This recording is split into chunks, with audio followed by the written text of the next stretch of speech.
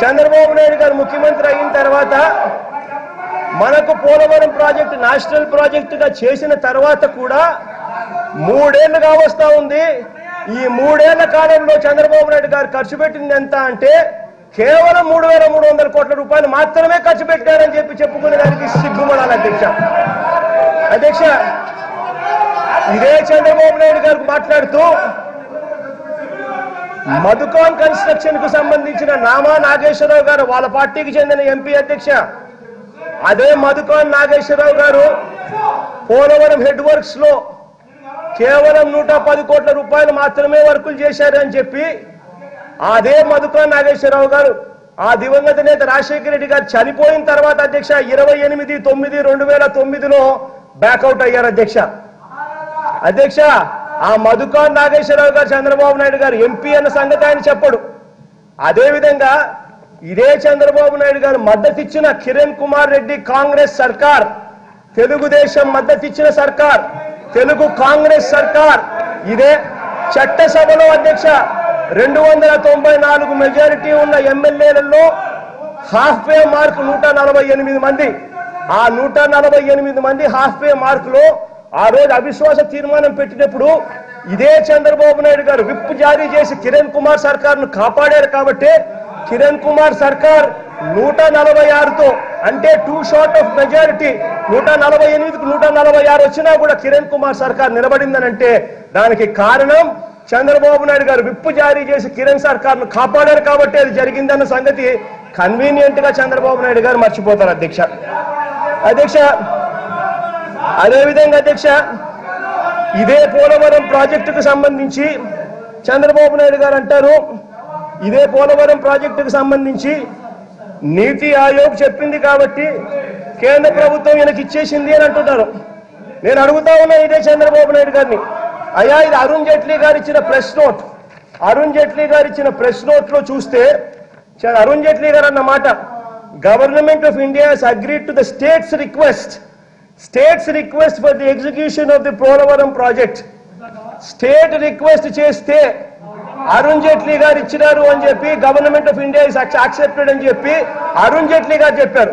మరి చంద్రబాబు నాయుడు గారు పోలవరం అనే ప్రాజెక్టు మీద చంద్రబాబు నాయుడు గారికి నిజంగా ధ్యాసనే ఉంటే అధ్యక్ష ఇదే పోలవరం ప్రాజెక్టులో బ్లాక్ లిస్ట్ అయిన ట్రాన్స్ట్రాయ్ అనే కంపెనీ బ్లాక్ లిస్ట్ అయింది. ఆ కంపెనీ బ్లాక్ లిస్ట్ అయి ఆ కంపెనీ నాన్ పర్ఫార్మింగ్ అసెట్స్ కింద బ్యాంకులు ఆ కంపెనీకి సంబంధించిన ఆస్తులు వేలం వేస్తా ఉన్నారు.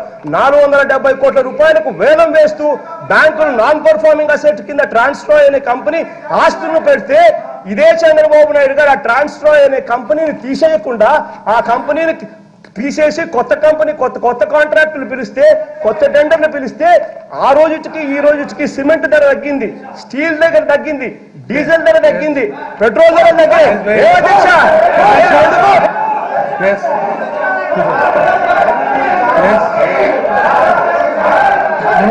స్వార్థం వల్ల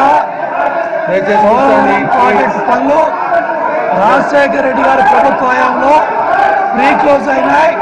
చాలా స్పష్టంగా రాజశేఖర రెడ్డి గారి ప్రభుత్వంలో మధుకాన్ కానీ సేనాయి కంపెనీ కానీ 2 కంపెనీల వర్కులు కూడా ప్రీ క్లోజ్ చేసి ఇవాళ పవర్ ప్రాజెక్ట్ కొట్టాలని ఒకే ఒక్క ఆలోచనతో జగన్మోహన్ రెడ్డి గారు ఆయన తండ్రి రాజశేఖర రెడ్డి గారు చేసిన పరిస్థితుల వల్ల పోలవరం ప్రాజెక్ట్ 5 సంవత్సరాలు పనులు అయిపోయినాయి. ట్రాన్స్ట్రాయ్ కంపెనీ కూడా 2013 సంవత్సరంలో ట్రాన్స్ట్రాయ్ కంపెనీకి ఇచ్చారు. 2018 వరకు పోలవరం ప్రాజెక్టు పనులు ట్రాన్స్ట్రాయ్ చేసే అవకాశం ఉంది అధ్యక్ష. ఇవాళ మధుకాన్ వర్క్లు కానీ సేనాయి కంపెనీ వర్క్లు కానీ ప్రీ క్లోజ్ చేసి పవర్ ప్రాజెక్ట్ కొట్టేయాలనే ఆలోచనతోనే జగన్మోహన్ రెడ్డి గారిని నేను ఉదయం చాలా స్పష్టంగా అడిగాను.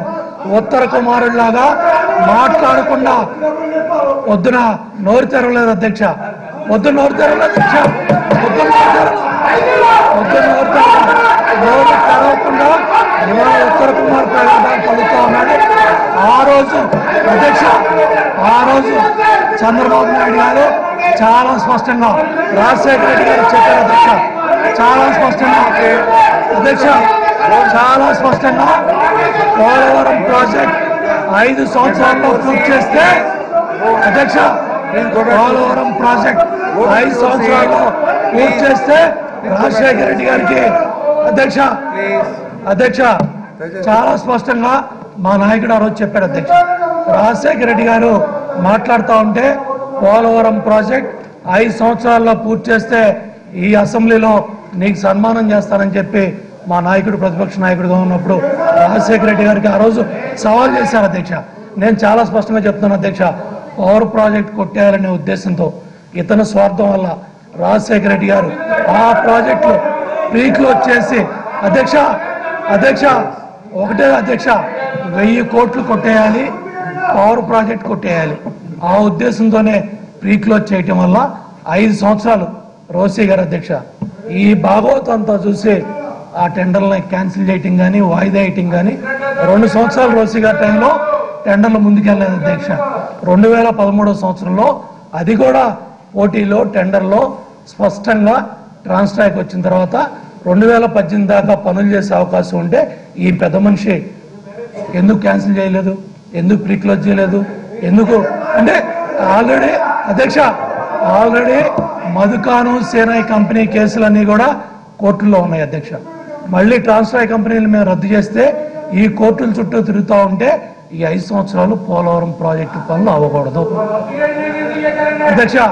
ఇవాళ 16 ప్రాజెక్టులు ఒక చీఫ్ ఇంజనీరు దేశంలో పనులు ముందు జరిగిన పరిస్థితుల్లో ఇవాళ నీతి ఆయోగ్ స్పష్టంగా రాష్ట్ర ప్రభుత్వం సమర్థత ఉంది చేయమంటే ఈ పెద్ద మనిషి ఎందుకు ఇవ్వలేదు, మీరు తీసుకునే మేము తీసుకున్నాం చేసి చూపిస్తాం అధ్యక్ష. ఇవాళ అధ్యక్ష చాలా స్పష్టంగా ఇవాళ కేంద్ర ప్రభుత్వం స్పష్టంగా ముందుకొచ్చి నాబార్డు ద్వారా నిధులిస్తా ఉంటే ఇతను తట్టుకోలేక ఓరవలేక పోలవరం ప్రాజెక్టు పనులు పూర్తయితే మీకు పుట్టగతులు ఉండవు, చరిత్ర ఉండదు, మీకు నుంచోడానికి అభ్యర్థులు దొరకరు. ఇవాళ 2018 కల్లా గ్రావిటీతో నీళ్లు నడిపిస్తాం, 2019కి పోలవరం ప్రాజెక్ట్ చేసి చూపిస్తాం అధ్యక్ష. ఇదే పోలవరం ప్రాజెక్టుకు సంబంధించి ఇదే ట్రాన్స్ట్రాయ్కి సంబంధించిన కాంట్రాక్టును క్యాన్సిల్ చేయకపోగా నామినేషన్ పద్ధతిలో చంద్రబాబు నాయుడు గారు తనకు కావాల్సిన వ్యక్తులను అధ్యక్ష సబ్ కాంట్రాక్టర్లుగా నామినేషన్ పద్ధతిలో తీసుకొని వచ్చి పోలవరం ప్రాజెక్టు కాస్ట్ను ఎస్కలేట్ చేసి వాళ్ళు ఇష్టం వచ్చినట్టుగా వర్కులు ఇచ్చే కార్యక్రమం ఇవాళ పోలవరం ప్రాజెక్టులు జరుగుతూ ఉన్నాయి. ఇంత దారుణంగా పోలవరం ప్రాజెక్ట్ ఎగ్జిక్యూషన్ జరుగుతూ ఉంది అధ్యక్ష. ఇంకో విషయం అధ్యక్ష, చంద్రబాబు నాయుడు గారు మాట్లాడుతూ ప్రత్యేక హోదా గురించి తాను మాట్లాడుతూ 14th ఫైనాన్స్ కమిషన్ దీన్ని పూర్తిగా నో చెప్పింది, అందుకనే ఈలేని పరిస్థితి అని చెప్పి చంద్రబాబు నాయుడు గారు మళ్ళీ గోబల్స్ ప్రచారంలో దిగారు అధ్యక్ష. అభిజిత్ సేన్ అధ్యక్ష 14th ఫైనాన్స్ కమిషన్ లో మెంబర్, తాను గోవిందరావు గారు మరొక మెంబరు, తాను 14th finance commission chairman YV Reddy గారు ఎన్నెన్నో సందర్భాలలో ఇచ్చారు అధ్యక్ష. ఇది రాతపూర్వకంగా అభిజిత్ సేన్ రాసిన లేఖ అధ్యక్ష. ఈ లేఖలో the 14th finance commission did not recommend abolition of special category status అని అదే 14th ఫైనాన్స్ కమిషన్ కి చెందిన మెంబర్ ఏకంగా రాతపూర్వకంగా లేఖిస్తే ఆ లేఖ చంద్రబాబు నాయుడు గారికి కనపడదు అధ్యక్ష. ఇంకో విషయం అధ్యక్ష, ఇదే చంద్రబాబు నాయుడు గారు అధ్యక్ష 14th ఫైనాన్స్ కమిషన్ మీద నెపం చెప్తున్న ఇదే చంద్రబాబు నాయుడు గారు అధ్యక్ష 31st ఆగస్ట్ 2015 అంటే 14th ఫైనాన్స్ కమిషన్ రికమెండేషన్స్ వచ్చేసిన తర్వాత ఇదే అసెంబ్లీలో చంద్రబాబు నాయుడు గారు రెండు సందర్భాల్లో, ఒకటి 31st ఆగస్ట్ 2005, మరొకటి 16th మార్చ్ 2016, రెండు సందర్భాలలో అసెంబ్లీలో తీర్మానం చేయించాడు స్పెషల్ కేటగిరీ స్టేటస్ కేంద్ర ప్రభుత్వం ఇవ్వాలి అని చెప్పి కావాలి అని చెప్పి. మరి ఇదే 14th ఫైనాన్స్ కమిషన్ మీద చంద్రబాబు నాయుడు గారు ఈ మాదిరిగా చెప్తా ఉన్నప్పుడు ఈ తీర్మానాలు చేసేటప్పుడు చంద్రబాబు నాయుడు గారికి తెలీదా 14th ఫైనాన్స్ కమిషన్ ఏం చెప్పింది అన్న సంగతి? 14th ఫైనాన్స్ కమిషన్ చెప్పిన తర్వాత రికమెండేషన్స్ వచ్చిన తర్వాత ఇంప్లిమెంటేషన్ జరుగుతా ఉన్నప్పుడు చంద్రబాబు నాయుడు గారు రెండు పర్యాయాలు ఒకటి 31 ఆగస్ట్ 2015, రెండోసారి 16 మార్చ్ 2016. ఈ రెండు పర్యాయాలు అసెంబ్లీలో తీర్మానాలు చేసి పంపించారు కేంద్ర ప్రభుత్వానికి ప్రత్యేక హోదా కావాలి అని చెప్పి. మరి ప్రజలను మోసం చేయడం కాదని అడుగుతా ఉన్నాను. నేను ఇంకొకటి కూడా అడుగుతా ఉన్నా అధ్యక్ష, ఇదే చంద్రబాబు నాయుడు గారు ఏమున్నాయండి ప్రత్యేక హోదా వస్తే అని చెప్పి, ఏమున్నాయండి ఇండస్ట్రియల్ ఇన్సెంటివ్స్ అంటాడు.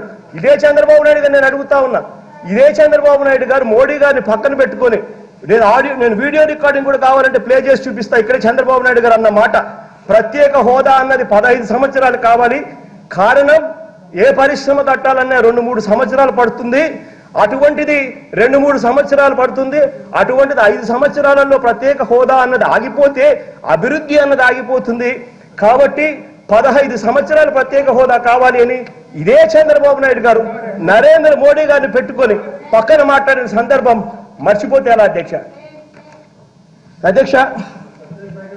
అదే మాదిరిగా అధ్యక్ష, అదే మాదిరిగా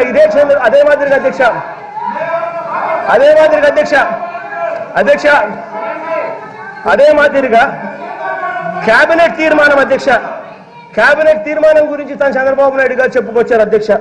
కేబినెట్ తీర్మానం చంద్రబాబు నాయుడు గారు అధికారంలోకి రాకమునిపే మార్చి 2 అధ్యక్ష, ద కేబినెట్ తీర్మానం, అప్పటి కేబినెట్ ప్రత్యేక హోదా ఇవ్వండి అని the cabinet further directed the planning commission to implement the decision to grant special category status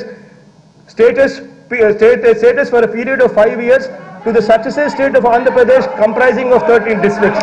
అధ్యక్ష, ఈ మాదిరిగా కేబినెట్ అప్పట్లో తీర్మానం చేసి పంపించినప్పటికీ కూడా చంద్రబాబు నాయుడు గారి ప్రభుత్వం ఏర్పడి కూడా, నీతి ఆయోగ్ ఏర్పడక ముందు కూడా అక్కడ కేంద్రంలో నరేంద్ర మోడీ ప్రభుత్వం కొనసాగుతుండగా దాదాపుగా 10 నెలల కాలం పాటు చంద్రబాబు నాయుడు గారికి టైం ఉన్నది అధ్యక్ష.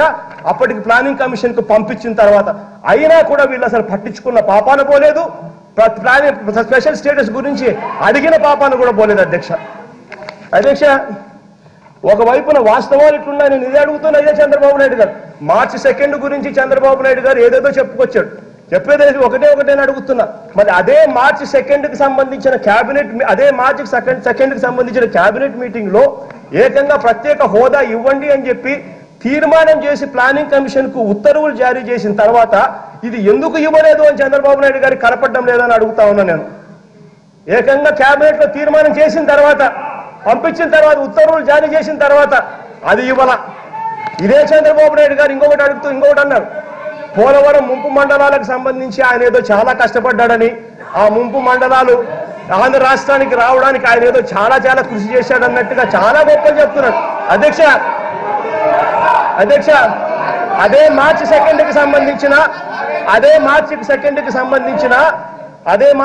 సంబంధించిన తీర్మానం అధ్యక్ష నేను చదువుతున్నా. The cabinet considered the note dated 1/3/2014 circulated in the meeting from the